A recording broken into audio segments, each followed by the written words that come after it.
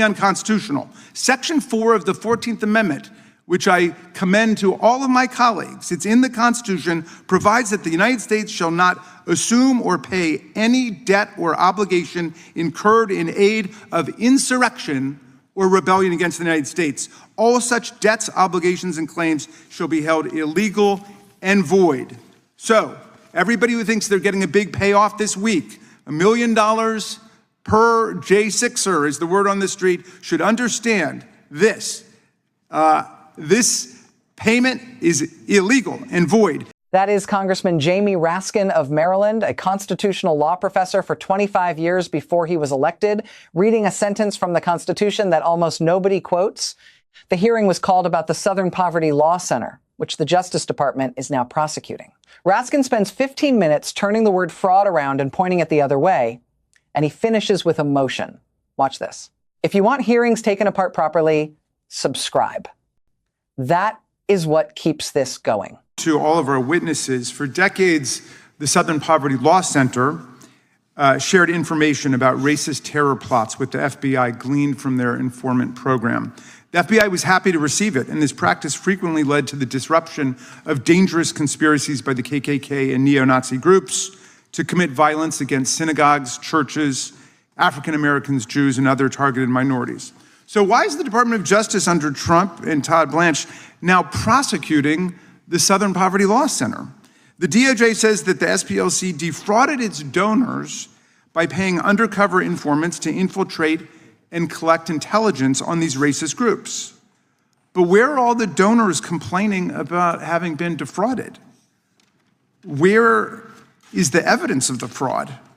Where are the civil lawsuits that always follow in the wake of a fraud, a scam, or a ripoff? DOJ has offered no evidence that anyone was actually deceived or defrauded by this perfectly lawful, well-known, and accepted practice that the FBI itself approved for many years. Using informants and undercover agents was indeed the basis for the FBI's own efforts to investigate racist extremist groups when that was a priority. Start with what the case against the organization actually alleges. The Justice Department says it defrauded its donors by paying undercover informants to infiltrate racist groups. Raskin's answer is a practice question. Using informants inside violent extremist groups is not exotic. It is what the FBI itself did for decades with material the organization handed over, and it broke up plots against synagogues, churches, and black communities. If that method is fraud now, it was fraud when the Bureau relied on it. The violent price of white supremacy that goes back centuries in our country. Why are there no civil fraud lawsuits?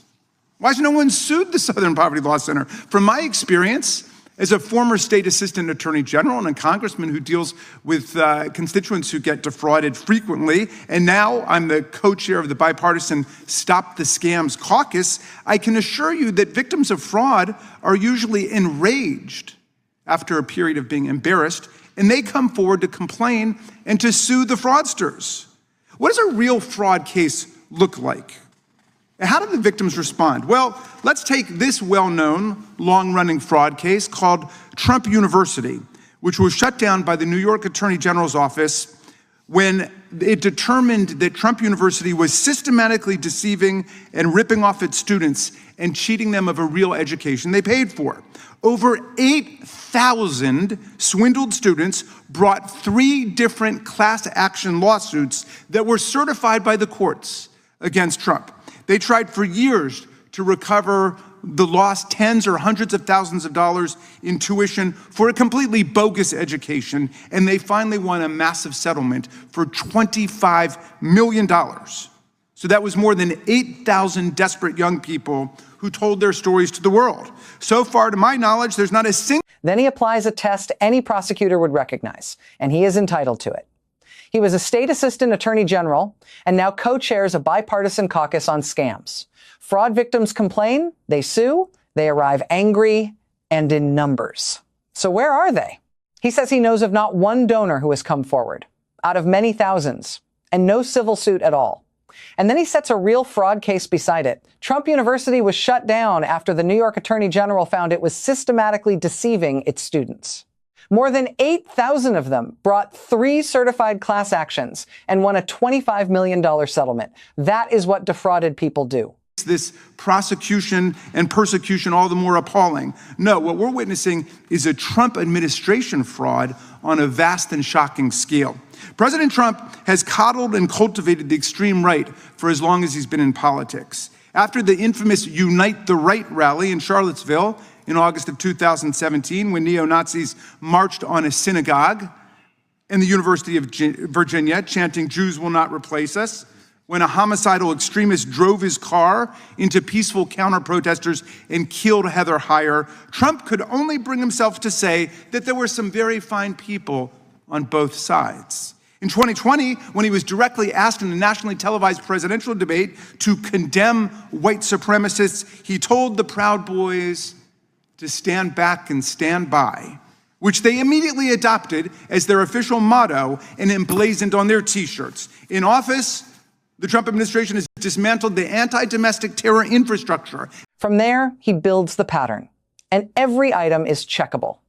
After Charlottesville, the president said there were very fine people on both sides. Asked on a debate stage to condemn white supremacists, he told the Proud Boys to stand back and stand by, which they printed on their shirts. In office, Raskin says, the counter-extremism machinery has been taken apart. Resources moved out of monitoring racially motivated violence. The Civil Rights Division gutted and redirected toward what the administration calls anti-white discrimination. And the Terrorism Prevention Office left in the hands of a 22-year-old whose national security experience he describes as model United Nations. FBI agents who investigated and convicted the extremists who attacked the Capitol on January 6, 2021. And just this month, the Trump administration released a new national counter-terror strategy that literally erases right-wing violent extremism from the record.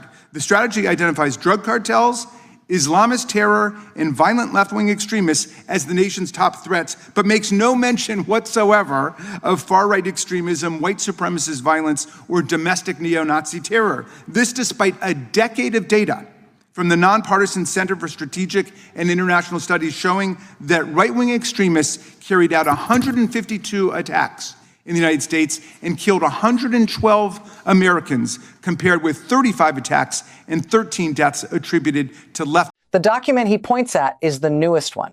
He says the administration's new national counter-terrorism strategy names drug cartels, Islamist terror, and violent left-wing extremists, and does not mention far-right extremism, white supremacist violence, or neo-Nazi terror at all. Against that, he sets a decade of counting from the Center for Strategic and International Studies, which is not a partisan shop, 152 attacks and 112 people killed by right-wing extremists, against 35 attacks and 13 deaths attributed to the left. Those are his figures, cited to that source. Extremists. Again, he just blames his enemies for what his side is doing. Trump's real relationship to the extreme right was on full display January 6, 2021, when the Proud Boys, Oath Keepers, and 3%ers, all in Roger Stone's sphere of influence, led the violent assault on the Capitol and our police force as Trump exhorted a crowd of thousands to go out and fight like hell, or you won't have a country anymore.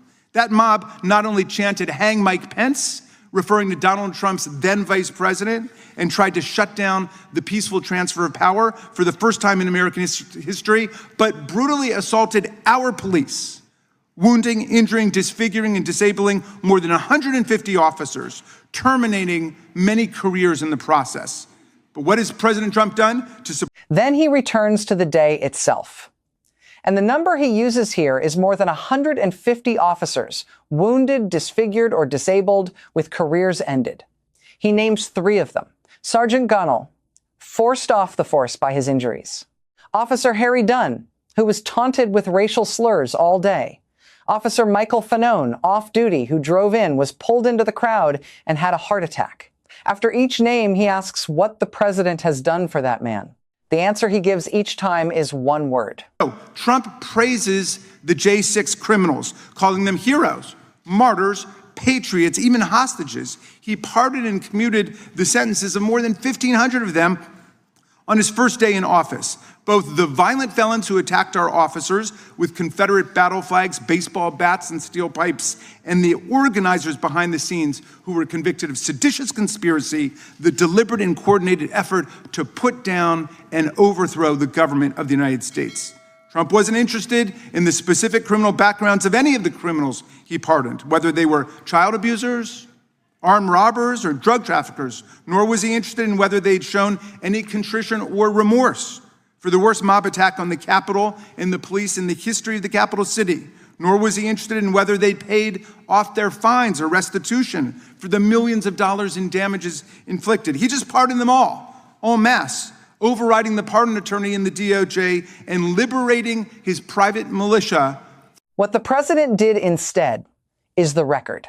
More than 1,500 pardons and commutations on the first day, covering both the people who beat officers with flagpoles and pipes and the organizers convicted of seditious conspiracy. Raskin says the pardons went out without regard to what else the recipients had done, without any showing of remorse, and without the fines or restitution for millions of dollars of damage ever being paid. He describes one man released and then convicted of sexually assaulting two 12-year-old children, now serving life. We are not naming him here because the point is not the man. It is that nobody checked. He was going to be, quote, awarded $10 million for his work and would be able to split the money with them if they agreed not to talk to the police. Now that brings us to the real fraud underway this week. Donald Trump has withdrawn his bogus $10 billion lawsuit against the IRS because the judge in the case, Kathleen Williams, doubted there was even a case or controversy and whether Trump had proper standing to bring it. And there was clearly no adverse relationship between Trump and the IRS. In any event, he withdrew it. He knew he was going to lose. Now, Trump is claiming that he and the IRS have a so-called settlement, which is not possible because the case was dismissed. This fraudulent settlement involves not only an agreement by the IRS and the DOJ not to investigate or prosecute him, his family, and his businesses forever for tax frauds that he may have committed in the past, but the establishment of a $1.776 billion political slush fund in the DOJ called the Anti-Weaponization Fund that will be used to reward his friends and foot soldiers. This is lawless. To begin with, Trump doesn't establish federal programs and appropriate money for them. We do that. That's the power of the purse. Now, the sequence at the center of the hearing, and this is the part that is genuinely new. Raskin says the president withdrew the $10 billion lawsuit against the tax agency because the judge in the case doubted there was a real controversy or that he had standing to bring it. He withdrew it, in Raskin's words, because he knew he was going to lose. And then a settlement was announced in a case that had been dismissed. That settlement did two things. It agreed that the agencies would not investigate or prosecute the president, his family, or his businesses over past tax matters, and it created a $1.776 billion fund inside the Justice Department. Raskin's constitutional objection is simple. Congress appropriates money.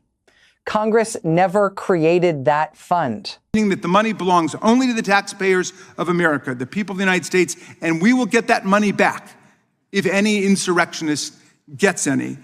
My friends, the Southern Poverty Law Center is not perpetuating a fraud. Today, the Trump administration is perpetuating a fraud against America by taking nearly $1.8 billion of our money from the U.S. Judgment Fund for the payment of actual court judgments and damages, and without any legal authorization from Congress, purporting to use it to pay off his once and future private militia. No one is fooled by all the counterfeit outrage about the SPLC and finger-pointing at the people who've actually been combating violent racism in America. Mr. Chairman, the threat is not the SPLC. The real fraud is coming from the White House. Just yesterday, the New York Times reported that the career lawyers in the IRS Chief Counsel's office believe that Donald Trump's lawsuit is deeply flawed and could be easily defeated. And they drafted a memo advising the DOJ to dismiss it. Of course, instead, the DOJ entered into the $1.8 billion settlement instead. The general counsel for the Treasury Department, Brian Morrissey, the top lawyer, resigned on the same day this settlement was announced. We've got many questions for everybody involved in this brazen and corrupt transaction. Two documents close the argument. The New York Times reported that career lawyers in the tax agency's chief counsel office thought the lawsuit was deeply flawed and easily beaten, and drafted a memo advising the Justice Department to move to dismiss it. The department settled instead. And the Treasury's own general counsel, Brian Morrissey, resigned on the day the settlement was announced.